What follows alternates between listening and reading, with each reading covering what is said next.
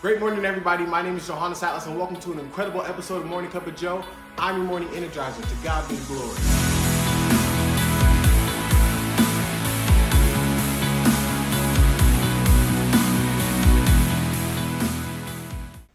Great morning, everybody. Welcome to another great episode of Morning Cup of Joe. So, last week we got into Prisoner of Opinions. If you didn't watch that, go watch it. Great episode. This week I'm getting into Prisoner of the Mind. Prisoner of the Mind. Do you ever question or ask why you believe a certain thing? Do you ever question these things that you believe about you? Because we are a product of our beliefs. You know, the only prison that really exists, though we have prisons all across the world with these thousands and thousands of inmates in each of them, the only prison that really exists is the mind. Prisoner of the mind.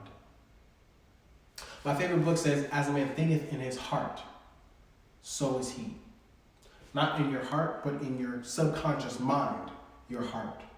The things that you, at the deep down depths of your mind, that you really believe about you. Not things that you tell people that you believe, but the things that you, when you go home and you lay down at night and you're by yourself, those thoughts that really come across your mind. Those are the things that you really believe about you. As a man thinketh in his heart, so is he. So if you constantly have these negative thoughts about yourself, that you don't deserve great things, that you don't deserve love, that you don't deserve to be happy, if you believe all these negative things about you, then that's what your reality is going to be.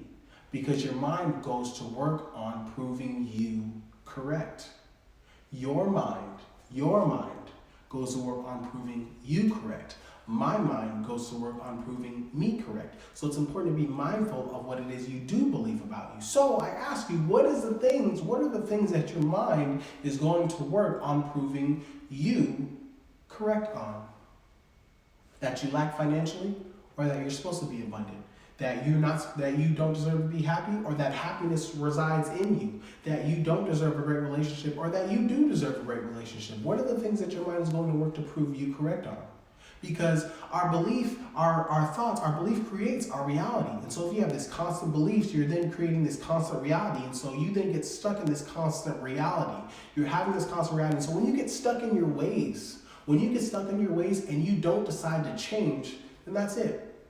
What you get is what you get. You're going to keep running into the same issues. You're going to keep meeting the same people. You're going to keep having the same financial issues. You're going to keep having the same struggles because you're not resolving where the issue truly resides. It doesn't matter what you do. You can get into a new relationship. You can get a new job. You can keep posting more half-naked pictures of you on social media. It doesn't matter what you do. If you do not get to where the problem really resides, you're going to continue to run into the same problem again and again and again, because we hold on to these negative beliefs so tightly. We hold on to these negative beliefs so tight, and so we are now confined to this belief. And it doesn't matter what we do, all that we see is this situation. All that we see inside, you don't even realize that you're in prison, because all you see, doesn't matter what kind of situation you come across, all you see is this belief.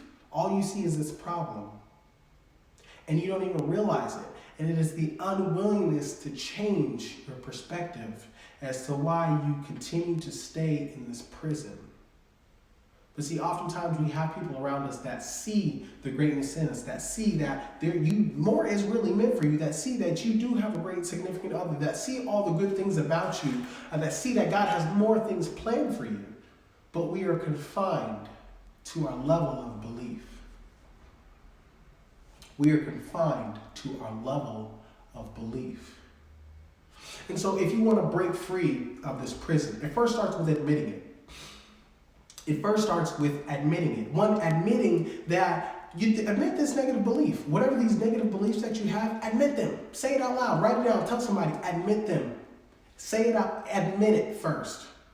But then also admit that you don't know everything. I don't know everything. Admit that you don't know everything, but then have the willingness, voluntarily, you be willing to learn something different than your norm. Learn something completely different than what you're used to. And as you begin to break free of this prison, as you begin to put on new ways of thinking, as you start to take on new ideas, new beliefs, new perspectives, a new reality, a new way of thinking, as you begin to open up your mind, wow, You see a whole new world that was right in front of you. You see a whole new world. And it only begins from there. You see this whole new world that's been right in front of you this entire time. And it's this huge breath of fresh air. And you see, as you begin to look back at this old prison that you came from, you realize that the keys were always right in your hand. The keys to your prison were always right in your hand.